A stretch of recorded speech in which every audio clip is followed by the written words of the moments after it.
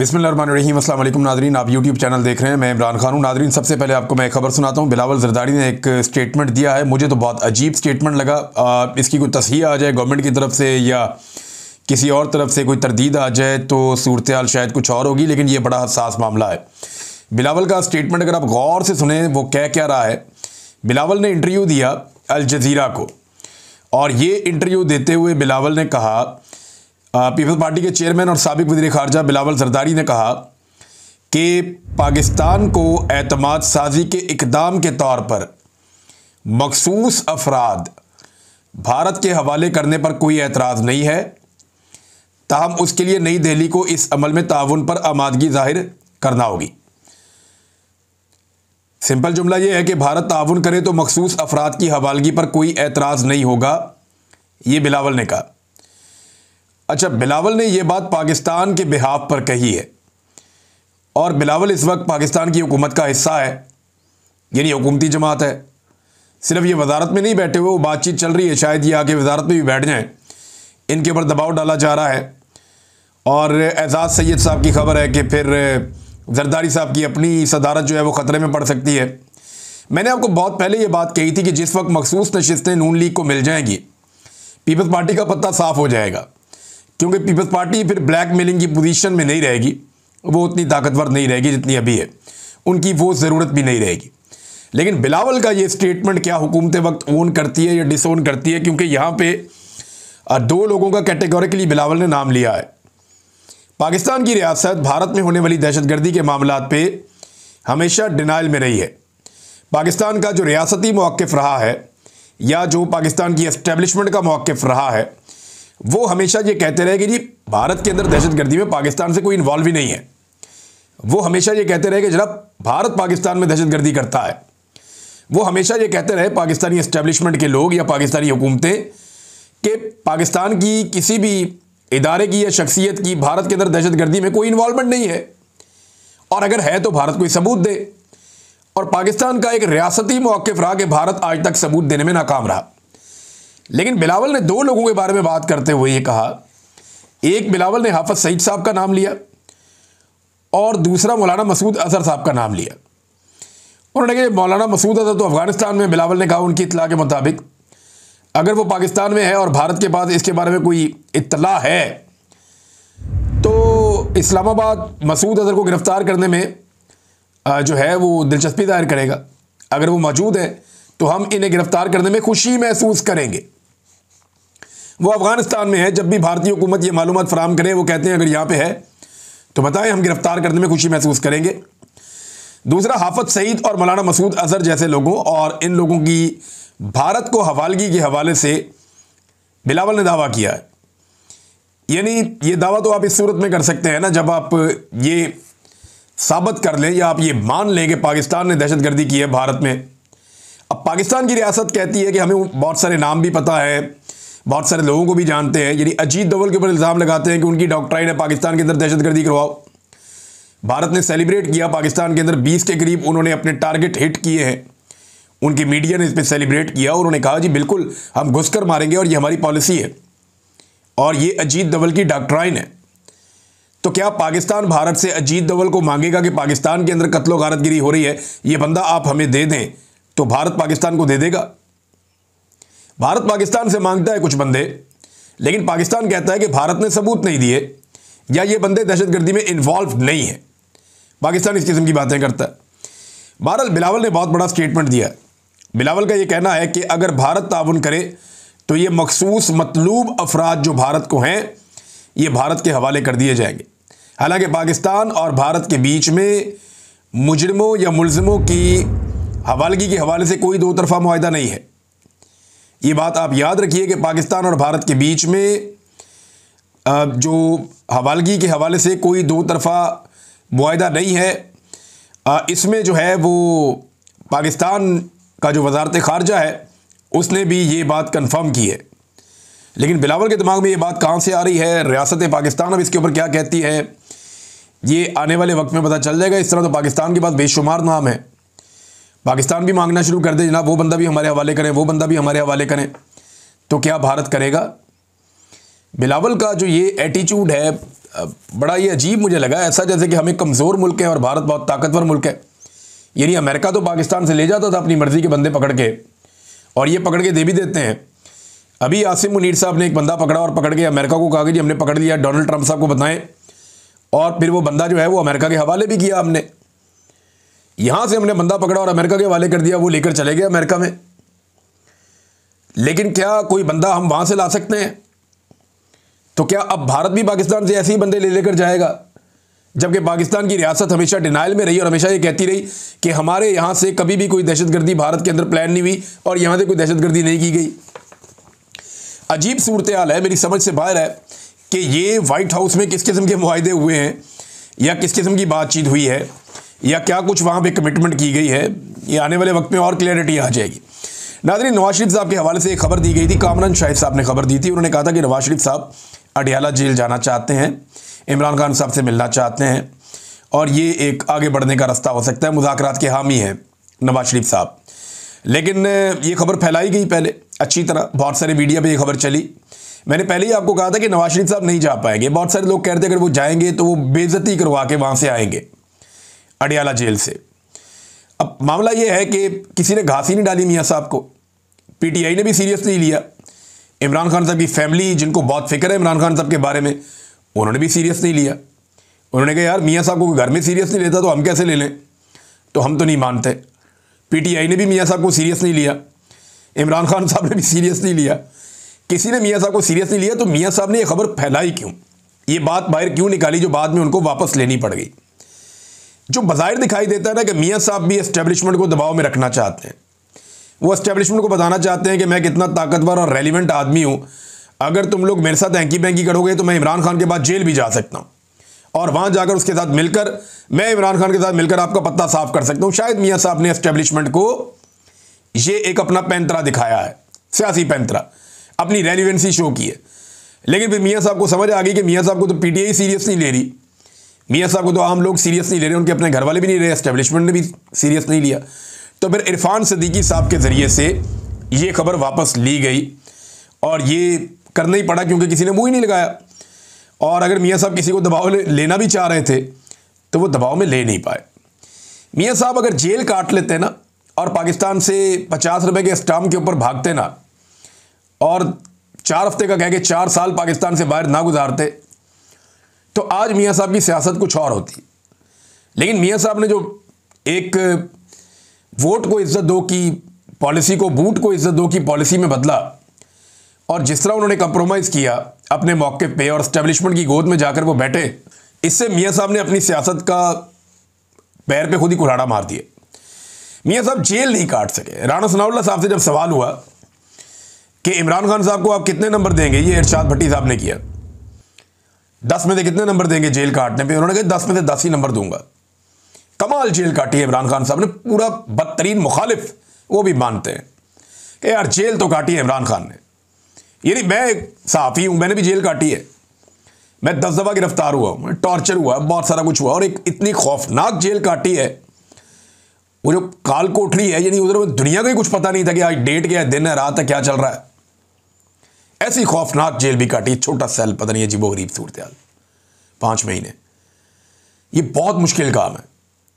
लेकिन किसी सियासतदान ने, अगर आप जावेद हाशमी को निकाल दें, जावेद हाशमी साहब ने एक बड़ी सख्त जेल काटी थी लेकिन उनको मौका मिलता था बाहर आने का, लोगों से मुलाकात करने का, अदालत में आने का, बाहर खुली हवा, सड़कें देखने का। इमरान खान साहब को तो जब से उस 4 दीवारी के अंदर धकेला गया है, बाहर आना ही उन्हें नसीब नहीं हुआ, उन्हें कोई लाया नहीं बाहर। तो उनको एक ज़हनी अजियत में और कोफ्त में लगातार रखा हुआ है और आइसोलेशन में भी रखा हुआ है। ये अलग से एक सज़ा है जो बगैर किसी अदालती हुक्म और फैसले के उनको दी जा रही है इमरान खान साहब को, और लगातार दी जा रही है। तो मियाँ नवाज शरीफ साहब को कितने नंबर दिए जाएंगे अगर आप 10 में से दें? ये तो PMLN वाले खुद ही फैसला कर लें। मियाँ साहब ने तो जेल काटी नहीं, वो तो अस्पतालों में पड़े रहे हैं। जेल के अंदर भी VIP वाले उनको कमरे मिल जाते थे, स्वीट मिल जाते थे, AC लगे हुए होते थे, हर तरह की सहूलत होती थी मियाँ साहब के पास, मुलाजिम उनके पास होते थे, मुशक्कती उनके पास होते थे, गपशप लगाने के लिए अपने डॉक्टर्स उनके पास होते थे, अपने लोग रोज़ाना आते थे मिलने के लिए, फैमिली के साथ बैठ के गप्पे लगाते थे। मियाँ साहब का तो ज़बरदस्त था काम। तो इतनी बेहतरीन जेल में भी मियाँ साहब ने कितने नंबर लिए होंगे? कख नहीं, सीधा अस्पताल। मरियम नवाज कख नहीं, शहबाज शरीफ कमर में दर्द है, अपोजिशन लीडर के तौर पर रोजाना असेंबली, हमजा शहबाज परवेज इलाही की मिन्नतें, रोजाना असेंबली, यही चल रहा था। आसिफ अली जरदारी जेल के साथ कोठी के अंदर मौजा ही मौजा, ये खबर बताई ना उन्होंने, ज़िया शाहिद साहब ने, आज तक तरदीद नहीं आई। तो इनमें से कोई भी जेल नहीं काट सका। जेल तो काटी है इमरान खान साहब ने, ये अब सारे मानेंगे, और तगड़े होकर इमरान खान साहब ने जेल काटी है, उसका कोई और मुकाबला नहीं है जैसी जेल इमरान खान साहब काट गए हैं। और अब इमरान खान साहब का नाम गायब करके, इमरान खान साहब को अब माइनस करके, इमरान खान साहब को टीवी से निकाल के, इमरान खान साहब को मीडिया से दूर रख के, लोगों को वो नजर ना आए, ये सारा कुछ करके, ये मौजूदा जो हाइब्रिड निज़ाम है, इनको ये लगता है कि ये इमरान खान साहब को ख़त्म कर देंगे। ऐसा नहीं हो सकता। आपको याद है ज़ियाउल हक ने कितना लंबा अरसा, लगभग 10 साल से ज़्यादा अरसा जो है, ज़ियाउल हक ने हिलने नहीं दिया था पाकिस्तान पीपल्स पार्टी को। कहीं आपको पीपल्स पार्टी का झंडा नहीं आने देते थे, भुट्टो का नाम नहीं आने देते थे, कोई खबर नहीं आने देते थे। लेकिन जिस दिन बेनज़ीर भुट्टो लाहौर एयरपोर्ट पे उतरी, उस दिन एक रिकॉर्ड इस्तकबाल बेनज़ीर भुट्टो का हुआ था। ये एक हकीकत है, इससे आप भाग नहीं सकते। मिलिट्री एस्टेब्लिशमेंट ने पूरा जोर लगाया सर से लेके पांव तक, वो पीपल्स पार्टी को तबाह नहीं कर सके, खत्म नहीं कर सके। भुट्टो को फांसी होने के बावजूद जब भुट्टो की बेटी आई तो फिर छा गई, सबसे बड़ा इस्तकबाल उसका हुआ। तो ज़ियाउल हक जैसा डिक्टेटर नहीं कर पाया। याह्या खान जो है वो मुल्क टूट गया, याह्या खान जीत नहीं पाया। अयूब खान आज खत्म हो गया, फातिमा जिन्ना आज भी जिंदा है, मादरे मिल्लत। जनरल मुशर्रफ कहां गया? कोई नाम लेवा है? एक पॉलिटिकल पार्टी बनाई थी जनरल मुशर्रफ ने, लड़ा हुआ इलेक्शन, एक काउंसलर का सीट नहीं जीत सकते, वो अब जीरो हो गया, खत्म हो गया। वक्त का डिक्टेटर था, 10 साल तक स्याह और सफेद का मालिक बना रहा। कहां गया जनरल मुशर्रफ? कहीं नहीं। सियासतदान नहीं खत्म होते, सियासतदान तभी खत्म होते हैं जब वो खुद कंप्रोमाइज कर लेते हैं, जैसे नवाज शरीफ ने किया, जैसे जरदारी ने किया। पीपल्स पार्टी को जरदारी के अलावा कोई खत्म नहीं कर सकता था, जरदारी ने कर दी खत्म। नून लीग को नवाज शरीफ के अलावा कोई खत्म नहीं कर सकता था, नवाज शरीफ ने और उसकी बेटी ने और भाई ने मिलकर कर दी खत्म। जो मेहनत इनके बाप ने की थी बड़ी, दिन रात एक करके, वो बर्बादी फेर दी उन्होंने। अब हालात इनके ये हैं कि जेल में जाने वाले सहाफ़ियों को भी हरासा किया जा रहा है। ये शाकिर वान साहब ने रिपोर्ट किया, वो बता रहे थे कि कोट लखपत जेल ट्रायल में जाने वाले सहाफ़ियों को हरासा किया जा रहा है, कवरेज पर पाबंदी लगाई जा रही है। कवरेज पर आने वाले सहाफ़ियों को यह भी कहा जा रहा है कि ऐसा ना हो कि आप यहां आ तो गए हैं, वापस ही ना जा सको। अब इस तरह के मामलात हो रहे हैं, और ये जो एक ट्रायल हो रहा है जेल में कोट लखपत में, उसको ऐसा बनाया जा रहा है जैसे मिलिट्री ट्रायल हो रहा था, जैसे उसकी कवरेज नहीं हो सकती, इसकी भी नहीं हो सकती। और ये बददयांती नज़र आ रही है। ये नज़र आ रहा है कि सिस्टम इस वक्त पूरी कोशिश कर रहा है कि किसी तरह इमरान खान को माइनस कर दे, और साथ ही साथ वो ये भी कोशिश कर रहा है कि इमरान खान साहब जो तहरीक खड़ी करना चाह रहे हैं वो तहरीक भी ना चल सके। अच्छा, इमरान खान की मकबूलियत को कम करने में तो ये नाकाम ही है, दूसरी तरफ अपनी मकबूलियत को बढ़ाने में पब्लिक का पैसा झोंक दिया है इन्होंने। पब्लिक का पैसा खर्च कर करके थक गए हैं, अपनी मकबूलियत ये हासिल नहीं कर पा रहे।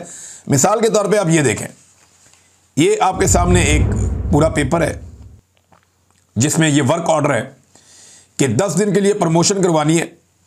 प्रमोशन क्या है? 10 मुहर्रम के हवाले से जो है वो गाइडलाइन है, और बहुत सारे ऐसे बैनर पोस्टर और चीज़ें जो छपती हैं उसके हवाले से ये है। अब ये इसके ऊपर जो पैसा खर्च किया जा रहा है वो 20 करोड़ रुपया है, और ये खर्च कहाँ किया जा रहा है? ये ज़रा दूसरी अब तस्वीर देख लें, यहाँ आपको तस्वीर नज़र आएंगी। हर पोस्टर मरियम नवाज, हर पोस्टर मुहर्रमुल हराम के हवाले से, चाहे सबील लगी हुई है, चाहे कोई छत पे बैनर लगा हुआ है, चाहे कोई मेडिकल का कैंप लगा हुआ है, चाहे कुछ भी है, हर जगह पे मरियम नवाज का फोटो, और एक एक जगह पे 4-4, 5-5 फोटो चिपकाए हुए हैं। लोग जिसको मुस्तरद कर चुके हैं उसका फोटो ज़बरदस्ती लगाया गया है। और यहां पे देखें ना, ख़ास तौर पे एहतमाम किया गया क्योंकि मुहर्रमुल हराम की मुनासबत से है, तो काले कपड़ों में मरियम नवाज के फ़ोटो बना के तो वहाँ पे लगाए गए हैं, क्योंकि हमारे जो अहले तशी बहन भाई हैं वो यहाँ पे जब जाते हैं तो वो काले कपड़े पहनते हैं मुहर्रमुल हराम में, तो वो काले कपड़ों की मुनासबत से मरियम नवाज साहबा को भी काले कपड़े पहना के तो जगह जगह पोस्टर चिपका दिए। यानी ये मजहबी मामलात के अंदर भी इन्होंने अपनी फ़ोटोएँ चिपका दी हर जगह पे। कहीं पे ये सियासत का मौका ज़ाया नहीं करते और सियासत का मौका छोड़ते नहीं हैं। महकमा सेहत के हवाले से आप ये देखें ना कि जो पंजाब ने नया कदम उठाया है, यहां इन्होंने 1,30,000 मुलाजमीन पंजाब में फारिग कर दिए हैं महकमा सेहत के। ज़राअत के बाद महकमा सेहत को सबसे बड़ा नुकसान पहुंचाया मरीम नवाज ने। पहले तो करोड़ों किसानों को तबाह बर्बाद कर दिया और अब उसके बाद महकमा सेहत के मुलाजमीन के ऊपर जलगार की है। मुख्तलिफ यूनिट्स के 1,30,000 से ज़ायद मुलाजमीन को नौकरियों से फारिग कर दिया गया है। ये पोस्ट पाकिस्तान तहरीक इंसाफ ने की है और तशहीर की खातिर पहले से जारी मंसूबों को अपना और अपने वालिद का नाम देकर दोबारा लॉन्च किया गया और साथ ही महकमा सेहत के बड़े पैमाने पर 1,30,000 से ज़ायद मुलाजमीन को नौकरियों से फारिग कर दिया गया है। नाज़रीन, ये हालात पैदा कर दिए इन्होंने पाकिस्तान में। पहले ही लोग बेचारे भूखे हैं, लोग बिल नहीं दे पा रहे, लोग खुदकुशियां कर रहे हैं और ये लोगों को बेरोज़गार कर रहे हैं बजाय इसके कि उनको रोज़गार देते। तनख्वाहदार तबके से जो इन्होंने टैक्स वसूल किया ना गुज़िश्ता एक साल में, वो 555 अरब रुपए का टैक्स इन्होंने वसूल किया है, जबकि जो कारोबारी लोग हैं, रिटेलर्स हैं, उनसे सिर्फ 38 अरब रुपए का टैक्स इन्होंने वसूल किया। यानी तनख्वाहदार तबके से जो उन्होंने टैक्स लिया ना, वो 51% ज़्यादा है पिछले साल की निस्बत। 51% ज़्यादा तनख्वाहदार तबके ने 51% ज़्यादा टैक्स दिया है आदाद-ओ-शुमार के मुताबिक। अब मुझे आप ये बताएं कि क्या 51% तनख्वाह बढ़ी है? तनख्वाह बढ़ती है 10%, टैक्स बढ़ता है 51%, महंगाई बढ़ती है 50%। और भाई गरीब आदमी, तनख्वाहदार आदमी जाए कहाँ पे? लोग खुदकुशियाँ ना करें तो और क्या करें? लोगों के हालात इतने इन्होंने ख़राब कर दिए हैं कि लोगों के पास जीने का सहारा इन्होंने छीन लिया है।